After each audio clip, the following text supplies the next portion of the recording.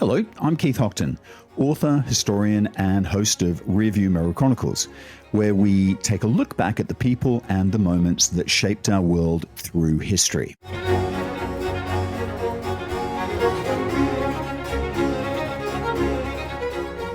The South Sea bubble wasn't just a scandal, it was a reckoning. For the first time, a nation realized just how fragile this new world of finance really was, how imagination and greed could be spun into gold, until the whole glittering thing collapsed. In 1720, Britain learned the hard way that money wasn't just about silver, gold, or trade. It was about confidence, belief, illusion even. And when that illusion cracked, it didn't just ruin fortunes, it rewired the economy, reshaped the law, and gave us the modern vocabulary of financial madness. Stocks, bubbles, crashes. In many ways, this was where the modern economy began, not in the quiet counting houses of the city, but in the feverish dreams of men who thought they could turn promises into profit. The South Sea bubble showed just how seductive paper wealth could be, and how quickly it could all vanish. Parliament panicked, investors wept, and the rest of Europe looked on in shock, realizing that even the mightiest empire could be brought to its knees by a few bad debts and an awful lot of blind faith. 3 centuries on, its ghost is still with us. In every market boom, every speculative frenzy, every time we convince ourselves that this time it's different. If you want to read a brilliant novel that captures that world, the greed, the deceit, the sheer absurdity of it all, pick up David Liss's The Conspiracy of Paper. It's one of my favorites, and I guarantee you'll enjoy it as much as I did. So today, I'm taking you back to 1720, to a city of wigs and waistcoats and wild ambition, a world drunk on credit and speculation. This is the story of the South Sea scandal. Picture this: London, October the 22nd, 1720. You're sitting down to breakfast, maybe at home, maybe in one of the city's bustling new coffee houses, and you unfold the Weekly Journal or the Saturday Post, and there it is, a headline that makes you spill your tea. Brawl, a violent one, not between thieves or drunkards, but between gentlemen. Investors in fine coats and powdered wigs clawing at each other like animals. And the reason? The company they'd poured their savings into, the one that promised untold riches, had just collapsed. These men had gathered, or so they said, to discuss the present unhappy state of their affairs. And that's actually a polite way of admitting that they were ruined. But money, as we know, makes people mad. Accusations flew across the room like musket fire, tempers flared, and before long they were trading punches. Fine gentlemen reduced to brawlers. The scene turned so ugly that an official had to step in and threaten to read the riot act, literally, before order was restored. Bruised, humiliated, and a little poorer in dignity than when they arrived, they finally dispersed into the cold London night. But what on earth happened? How did so many supposedly sensible men, bankers, baronets, and bishops alike, manage to lose everything overnight? It came down to something called the South Sea bubble. Now brace yourself. Yes, we're about to wade into the world of economics, but don't worry, this isn't going to be one of those dry university lectures. Oh no. The South Sea Company was what we'd now call a joint stock venture, a company with shares that anyone could buy into, a very modern idea at the time. It was born from Britain's ever-expanding empire and its insatiable hunger for profit. In 1713, the Treaty of Utrecht brought an end to the long, grinding war of the Spanish succession. And with that treaty came a glittering prize, Britain's exclusive right to trade in the so-called South Seas, the Spanish territories of Central and South America. To the British imagination, these lands shimmered with promise: silver, sugar, slaves, and the scent of limitless wealth. And so the South Sea Company was created to seize on that opportunity. But here's where things get clever, or depending on your point of view, dangerously clever. You see, Britain was drowning in debt after years and years of war. The government owed millions and didn't have the faintest idea how to pay it back. The South Sea Company offered a neat solution. It would take on part of that national debt, around £9 million, an astronomical figure at the time, in exchange for those shiny new trading rights. And the deal was simple enough. The government's creditors, the people holding the government bonds, could exchange their paper debts for shares in the South Sea Company.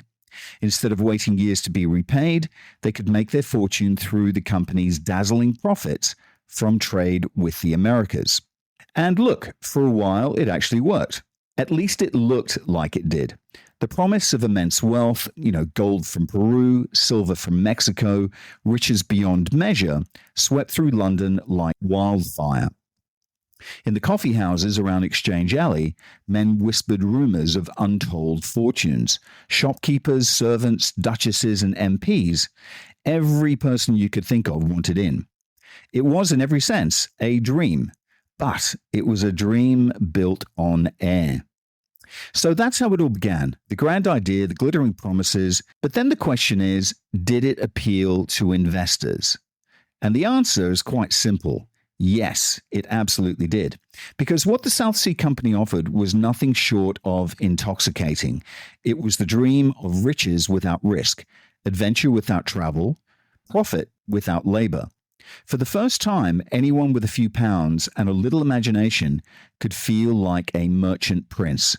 Why sit on dreary government bonds, trickling out pennies of interest, when you could double or triple your fortune, and all from the comfort of your London parlour? The promise spread like perfume on the air.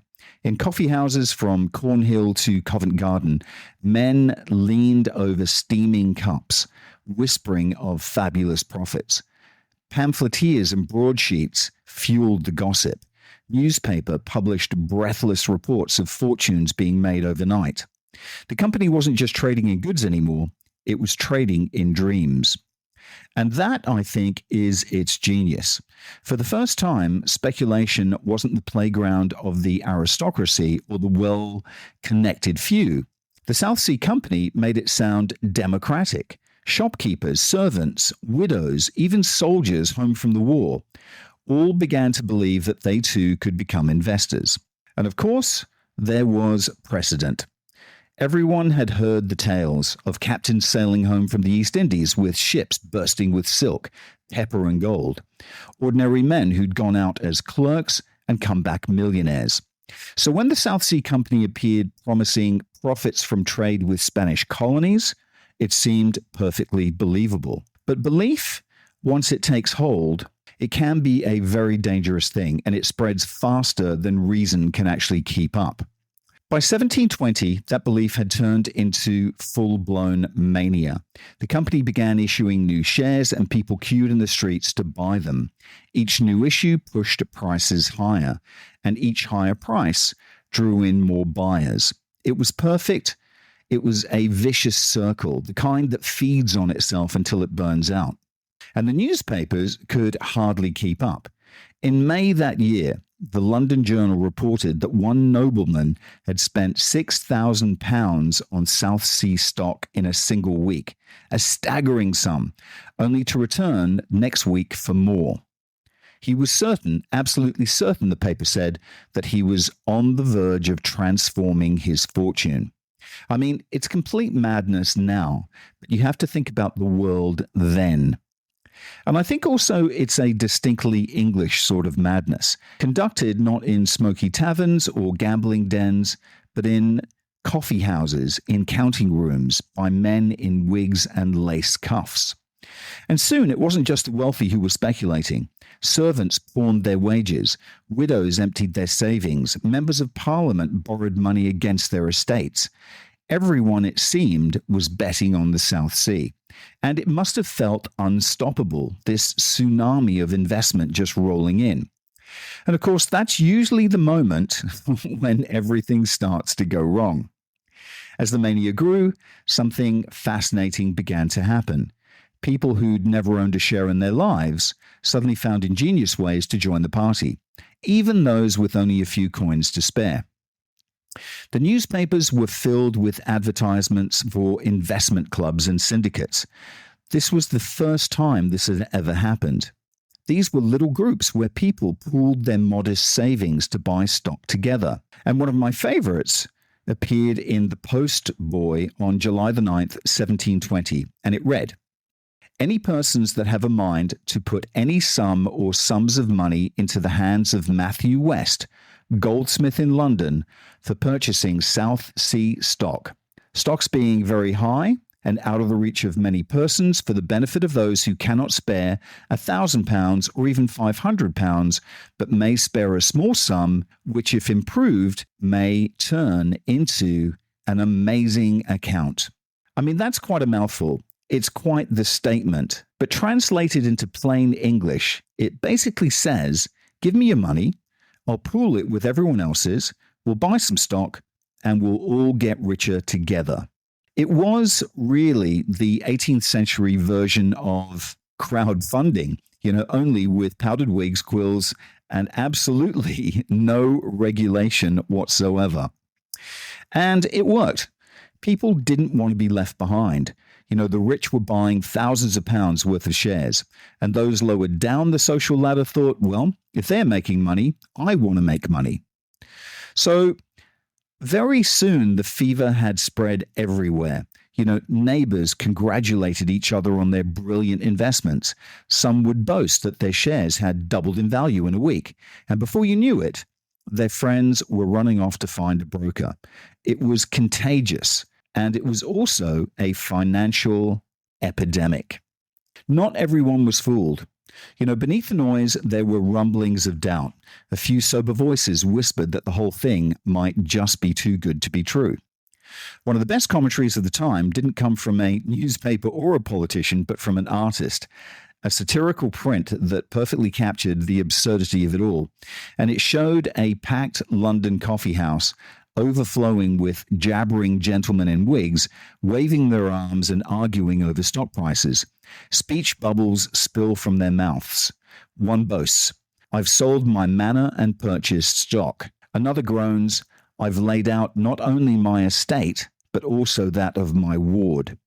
And above it all, the Latin caption that reads, "Si populus volt decipi atur." If people wish to be deceived, let them be deceived. And that was the mood of the time, a kind of knowing madness. Everyone understood, at least somewhere deep down, that this could not last. But greed, once stirred, is hard to put back in its box. And make no mistake, this wasn't just a man's game, far from it.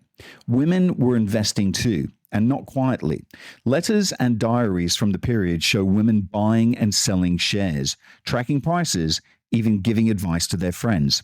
The frenzy had leapt the walls of the coffee houses and spilled into the drawing rooms and parlours of aristocratic London. Everyone from duchesses to domestic servants had caught the fever. By the summer of 1720, London was absolutely delirious. The South Sea Company's success had become a kind of contagion, and the infection spread very fast. Every tavern, every coffee house, every backroom conversation seemed to spawn a new company. You could invest in almost anything if you had the imagination, and of course, plenty people did. There were companies set up to drain the Red Sea, to rebuild London's roads with marble, to extract silver from lead, to manufacture perpetual motion machines.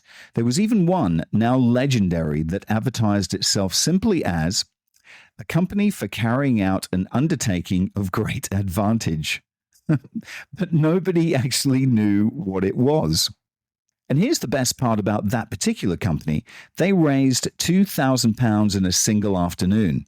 The man behind it took the subscriptions, promised to reveal more in a few days, and then promptly vanished. And I think this was probably the first great get-rich-quick scam. I mean, it was absolute madness, but it had its own strategic logic. In a world where everyone seemed to be making money, disbelief, I think, was the only sin. People told themselves it didn't matter if the schemes made sense. What mattered was getting in early before the price went up. And it always went up until it didn't. London became a theatre of speculation. Coffee houses turned into stock exchanges, the air thick with the smell of ink, tobacco, and greed. Clerks scribbled orders, messages dashed through the streets, and rumors flew faster than the coaches. One whisper of a new venture was enough to set off an investment stampede. And amid all of this, the South Sea Company stood as the glittering centerpiece, the grandest illusion of them all. The directors, and again, there's connotations and familiarities about what they do. The directors back then threw lavish banquets. They handed out loans to influential politicians, and they promised dividends so outrageous that even seasoned traders began to believe their own fantasies. Parliament itself was knee-deep in shares. It was, I think, in every sense, a house of cards, beautifully built, impossibly fragile, and of course destined to fall. By October 1720, the dream was beginning to curdle. The share price, which had soared through the spring like a kite on a summer breeze, began to fall slowly at first and then all at once. And within weeks, it had crashed faster than it had ever risen, wiping out fortunes in a heartbeat. The South Sea bubble had burst. And the sound that replaced the laughter of the coffee houses was the sound of ruin, of shutters slamming closed, of investors weeping in the streets, of gunshots in drawing rooms. The great promise of easy money had dissolved into one of the worst financial disasters in history. So what actually went wrong? What kind of company could inspire so much hope and leave such devastation behind? Well, I think to answer that, we have to look at the South Sea Company itself. It had been around for quite some time. It had been founded back in 1711, though it only began to gather real momentum after the Treaty of Utrecht in 1713. And on paper, its purpose was beautifully simple: to profit from a monopoly on trade in the South Seas, that vast region of ocean and coastline stretching through Central and South America. But the fine print, I think, tells a darker story, because at the heart of the company's operations was one single contract, one that allowed it to supply around 4,800 enslaved people every year for 30 years to Spanish-owned plantations across the Americas. That was the trade. Not silver, not spices, not gold, but human lives. So while the South Sea bubble is often remembered as a tale of greed and speculation, of soaring prices and shattered fortunes, there's another truth behind it. The South Sea Company was built on slavery. Its wealth, its ships, its promises, all were underwritten by the buying and selling of enslaved people. And that really matters, because when we talk about the gentlemen in coffee houses chalking up stock prices, when we picture the clerks and baronets dreaming of riches, we have to remember what those riches depended on. The glittering world of London finance was inseparable from the brutal machinery of empire. And of course, it wasn't just a London story, it was a global one. What happened in the counting houses of the city was bound to directly affect what happened on the deck of slave ships and in the sugar fields of the Caribbean. Every flourish of a quill in London echoed in the crack of a whip thousands of miles away. Now, in fairness, the people of the time didn't see it that way. For most investors, the South Sea Company wasn't about morality. It was about innovation, a clever way to make money, to manage the national debt, to fund government without raising taxes. And in that sense, the company was born in an age of extraordinary financial experimentation. Historians call it the financial revolution. Banks were multiplying, paper credit was replacing coin, And debt had become not a burden, but a commodity, something you could buy and sell or even bet on. The government, drowning in post war debt, needed new tricks to stay afloat. And companies like the South Sea offered exactly that, a way to turn obligation into opportunity. It was a time, I think, of invention, risk, and unrestrained optimism. The perfect condition for dreamers and schemers and visionaries. And the South Sea Company, more than any other, embodied that spirit. Bold, ambitious, dazzling, and beneath the polish, entirely hollow. You can almost see the parallels today, can't you? The tone, the excitement. It's very familiar, isn't it? If you think of cryptocurrency or startups promising to change everything, every age has its bubble, its moment when people convince themselves that this time the rules are going to be different, that they've stumbled onto the next great revolution, the thing that will rewrite the entire world. And I can imagine that that's exactly what London felt like in 1720. The coffee houses hummed with rumour, men bent over tables, quills scratching furiously across scraps of paper, deals sealed with a handshake and a pipe of tobacco. Prices were chalked up on the walls, fortunes were made and lost before their coffee went cold. It was a world of innovation, of energy, and pure chaos. The birth pangs of modern finance, if you like, and it was all about to come crashing down. And let's just take a quick break, and we'll be back in a second with part 2. Autonomous is your one-stop shop for your Malaysia My Second Home visa. But they are much, much more than that. When you sign up with Autonomous, you become part of a larger community. A community that actually cares about you and your family in Malaysia. And that's important when you move to a new home. For more information, go talk to TG or WhatsApp him on +60 12 49 37 270 or visit their website penangmyhome.com. And we're back. By the autumn of 1720, London had gone completely mad. In Exchange Alley, men waved slips of paper, stock receipts, share certificates, IOUs, shouting prices that changed by the minute. The noise would have been deafening, the scrape of boots, the murmur of wages, the bark of brokers. Coffee houses were jammed to bursting. We think we have coffee culture now. It was invented then. Alleyways would have been alive with speculation. And in all the confusion, I don't think anyone really knew what anything was worth anymore. It would have been just pandemonium. But look, out of that pandemonium, something entirely new gets born. Our modern stock market. And of course, then came October, the month when all that hope, that greed, and that glittering illusion turned to dust. And that's when the South Sea bubble burst. So I began this story with that brawl in the city. Men in wigs and lace, cuffs swinging at each other in desperation. And that scene really says it all. Shock, disbelief, and then panic. The stock, which for months had soared higher and higher, suddenly collapsed. Fortunes evaporated, lives unraveled overnight. This wasn't just a few unlucky speculators getting caught out. This was an entire nation realizing that the game was up, that there was nothing there. And even the greatest minds weren't immune. One of the most famous casualties was none other than Sir Isaac Newton, the man who'd unlocked the laws of the universe, who'd literally written the mathematics of the heavens, and he was no match for human greed. Newton had invested early. He'd made a tidy profit and then he sold. But when the price kept rising, he couldn't resist and he bought back in. And when the crash came, he lost between 10 and 20,000 pounds. In today's money, that would be several million. He later wrote with devastating clarity, "I can calculate the motions of the heavenly bodies, but not the madness of men."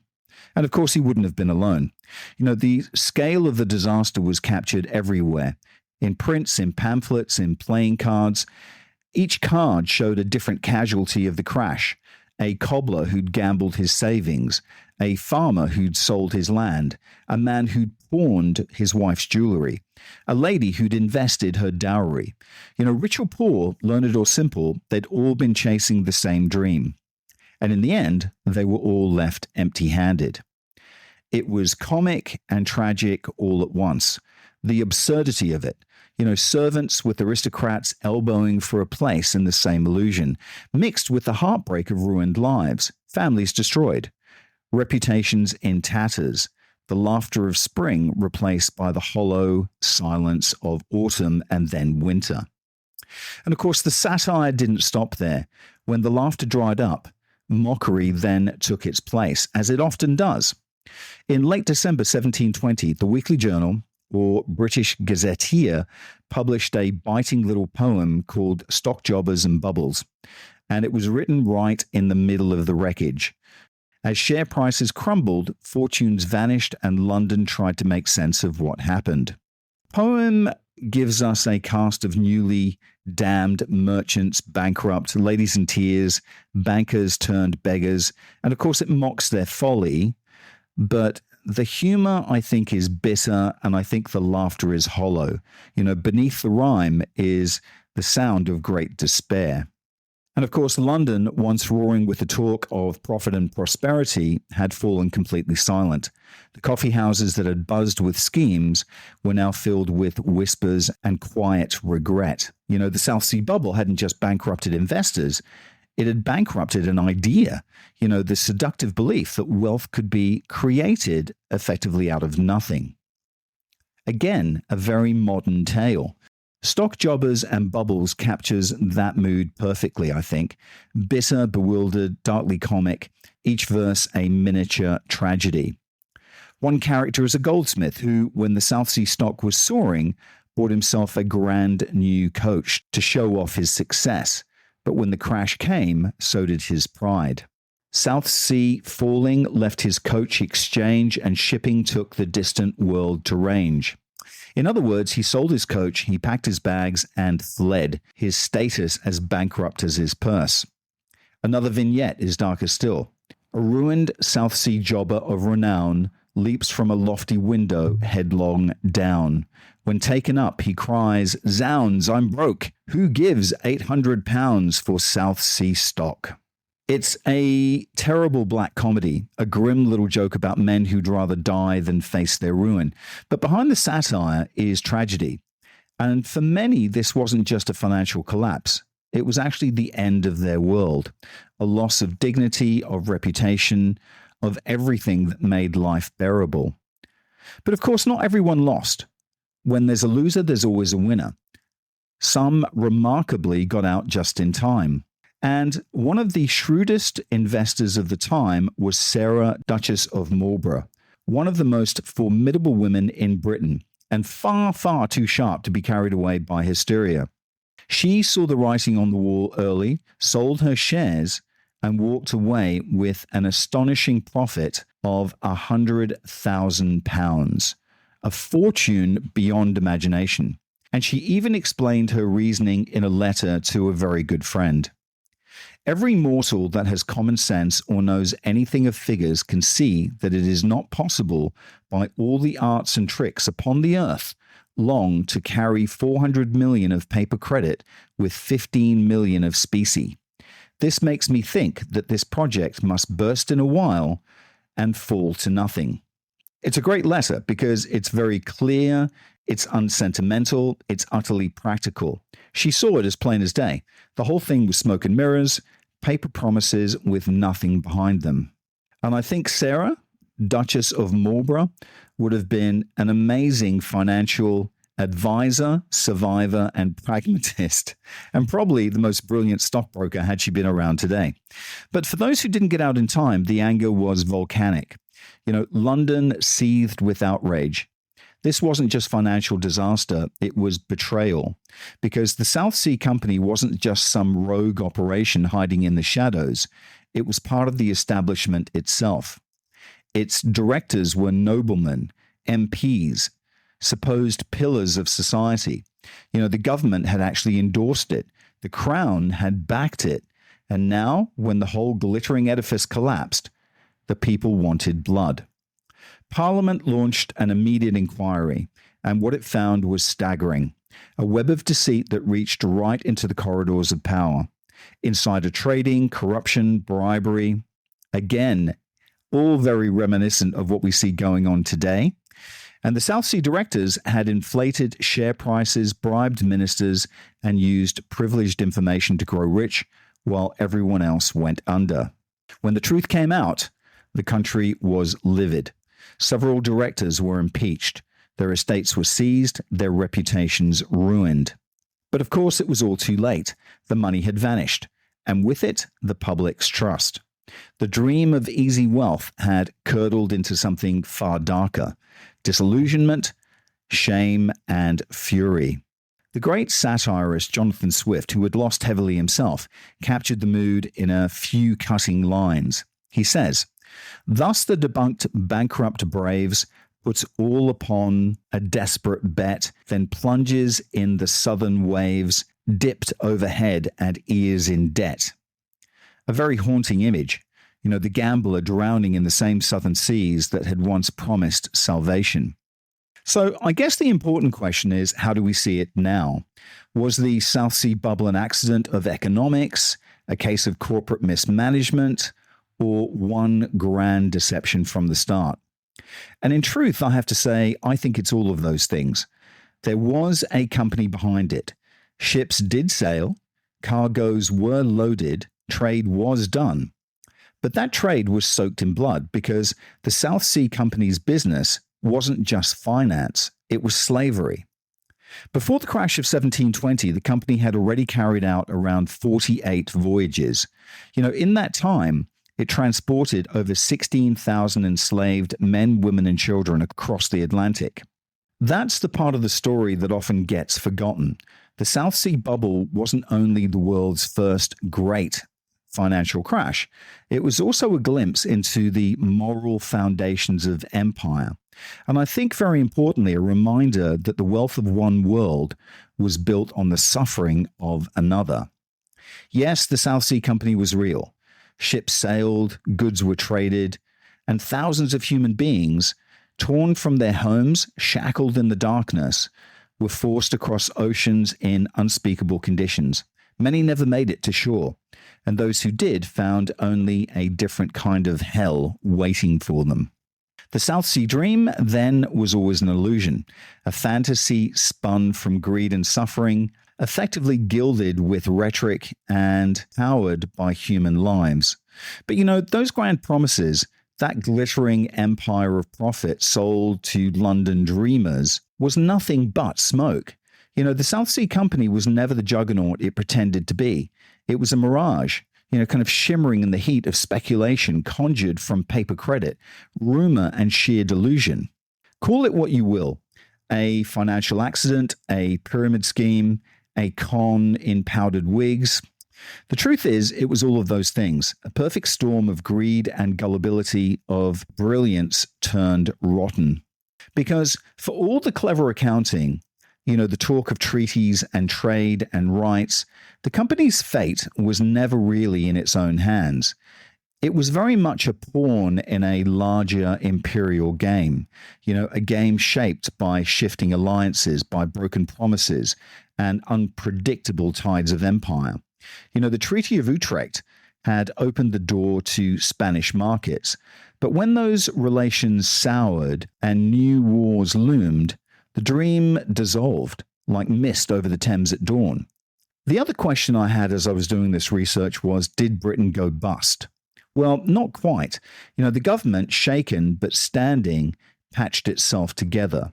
The national finances, well, they limped on. And soon enough, London's coffee houses found new bubbles to chase, new rumors, new dreams. But, and this is the important bit, something had changed. The South Sea bubble left scars, not just in ledgers, but in the nation's soul. It became a warning whispered through the centuries about speculation, about greed, about that feverish chase for easy money. And yet, the lesson never quite sticks, does it? Every age, every generation finds its own South Sea bubble. It's tulip craze, it's dot-com booms, it's crypto rush. The names change, the technology evolves, but the human heart remains the same, doesn't it? It's restless, it's hungry, it's dazzled by the promise of fortune. The same blindness, really, when greed meets opportunity. What the South Sea bubble revealed about the Georgian age is how modern it actually really was. This was the birth of financial capitalism. It was thrilling, it was dangerous, it was intoxicating. A society, if you like, enchanted by numbers and paper, by the idea that wealth could be made not through hard work or trade, but just through belief. And when it all came crashing down, it wasn't just the money that was lost. It was faith. Faith in the system, faith in each other, faith in the notion that prosperity could ever truly be fair. So, the next time you see a market soar, when everyone around you is getting rich overnight, remember 1720. Remember the South Sea Company. Remember the coachman who fled, the nobleman who leapt, and of course Isaac Newton, who could chart the heavens, but not the madness of men. Because history's greatest scandals aren't just about what people did, they're about what people believed. And even in the autumn of 1720, an entire nation believed in a dream that drowned in the very seas that gave it its name. If you're interested in books that I've authored, please visit entrepotpublishing.com. This episode of Rearview Mirror Chronicles is brought to you by Entrepot Publishing, the home of independent storytelling. We publish books that celebrate history, art, and the extraordinary people who make life fascinating. You can find our titles and maybe your next great read at entrepotpublishing.com. Thanks for listening in, folks. Bye for now.